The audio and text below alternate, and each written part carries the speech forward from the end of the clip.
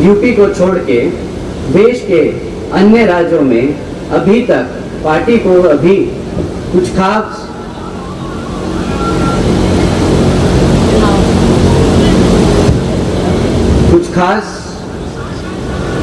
महापुरुषों ने अपने पूरी जिंदगी इन लोगों को सत्ता में लाने के लिए अपना पूरा जीवन त्याग दिया।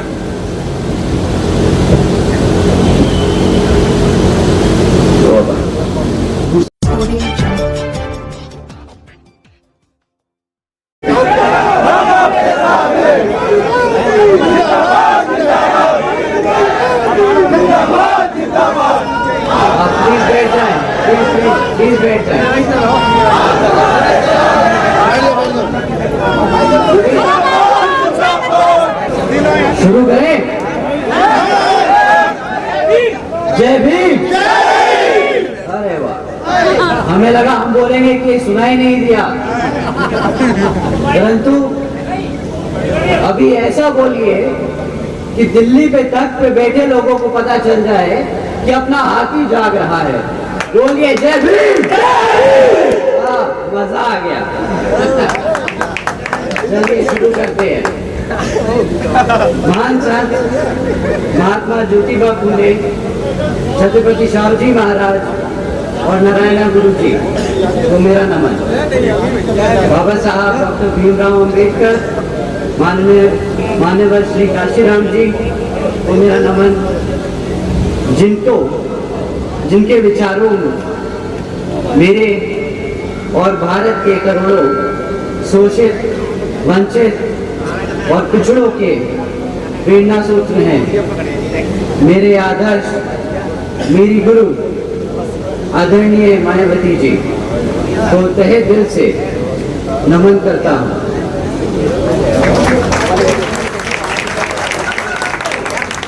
जिन्होंने बीएसपी और समाज के हित के लिए अपना पूरा जीवन समर्पित कर दिया।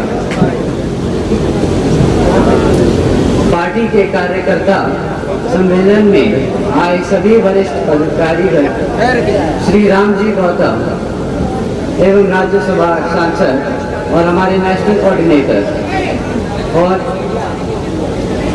श्री लक्ष्मण सिंह हमारे स्टेट प्रेसिडेंट, हमारे CP Singh ji state coordinator Delhi के, श्री सतीश चौधरी जी स्टेट कोऑर्डिनेटर का अभिनंदन और स्वागत करता हूँ।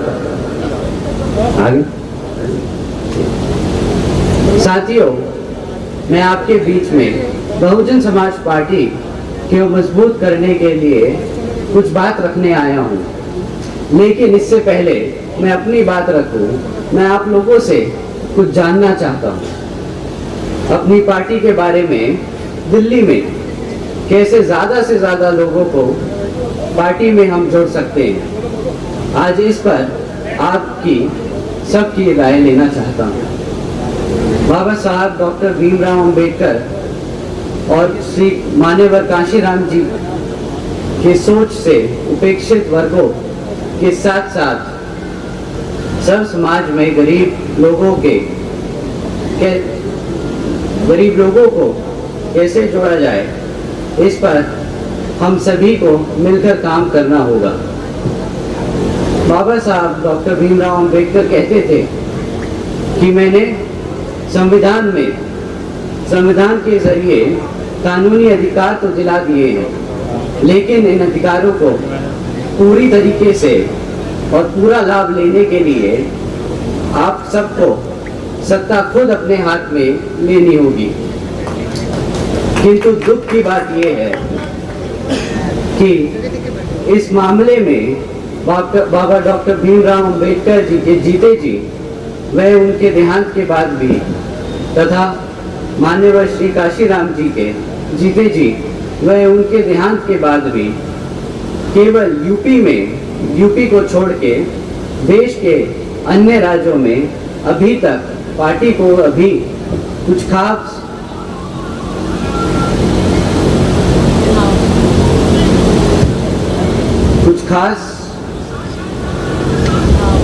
और आप सबको पता ही है कुछ खास तरक्की नहीं मिल पाई है।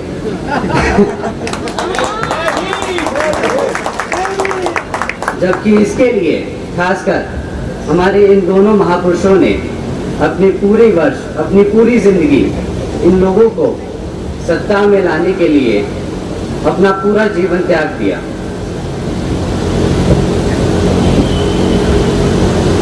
तो अब दूसरा माइक मिलेगा क्या?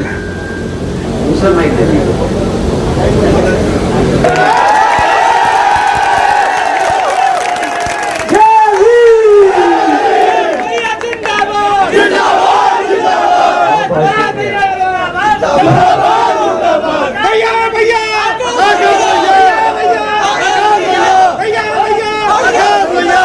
अब मैं ये पूरा पर्चा पढ़ता और ये बोलता कि कितना संघर्ष करना पड़ेगा, ये सब आप लोग जानते हैं, करना पड़ेगा।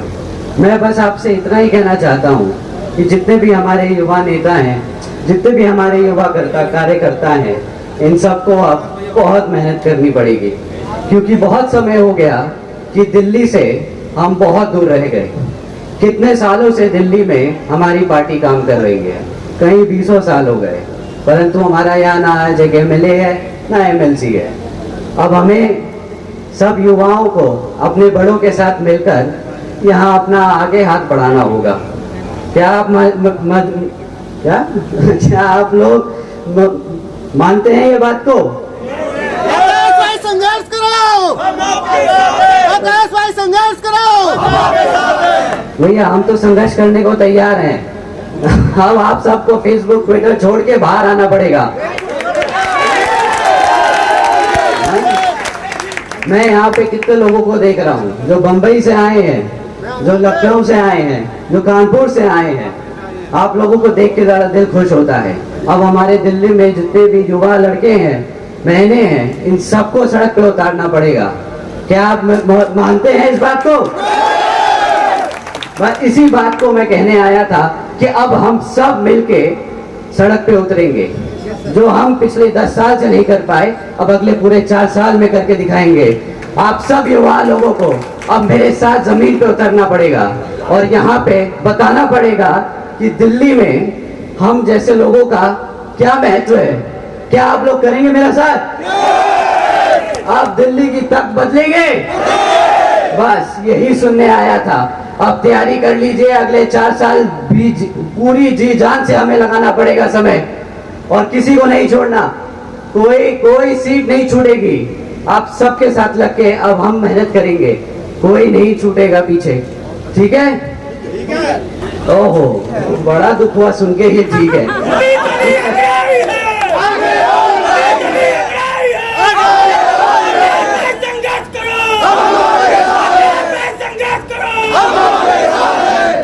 बस अब ऐसा जय भीम बोल दो कि सामने वाले की कुर्सी हिल जाए और अब बता दो कि हम आ रहे हैं। जय भीम।